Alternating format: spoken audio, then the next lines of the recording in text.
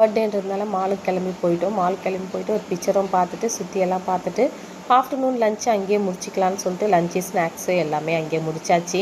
இந்த சேர் நல்லா ஈகல் மாதிரி நல்லா இருக்கு பாருங்கள் பார்க்குறதுக்கே. அப்புறம் நைட்டுக்கு வீட்டுக்கு வந்துட்டு ஹெல்த்தியான ஒரு ஊறுகாய் செய்யலான்னு சொல்லிட்டு ரெடி பண்ணிட்டேன். கொத்தமல்லி ஊறுகாய் தான். கொத்தமல்லி, ஒரு 2 துண்டு இஞ்சி, புளி, காஞ்ச மிளகா, வெள்ளை உளுந்து, சீரகம் கொஞ்சம் அதிகமாக சேர்த்துக்கணும், சால்ட்டு எல்லாம் பேனில் நல்லெண்ணெய் ஊற்றி நல்லா வதக்க வேண்டியது தான். நல்லா வதக்கணும். தோசையும் இன்றைக்கி செய்யலான்னு சொல்லிட்டு முட்டை தோசை ரெடி பண்ணிகிட்டு இருக்கேன். முட்டை தோசை கேட்டாங்கன்னு சொல்லிவிட்டு நல்லா வதக்கிட்டு நல்லா ஆற வச்சிடணும். நல்லா ஆறின பிறகு அரைச்சா தான் இந்த ஊறுகாய் நல்லாயிருக்கும், சாப்பிட்றதுக்கு ரொம்ப டேஸ்டியும் ஹெல்த்தியும் கூட. நல்லா வதக்கிட்டு ஆற வச்சிட்டேன். எங்கள் பூசை உட்காந்து பார்த்துட்டே இருக்குது பாருங்கள், வந்து கத்தினே இருக்குது பார்த்துட்டு நான் மீன் செய்கிறேன்னு சொல்லிட்டு.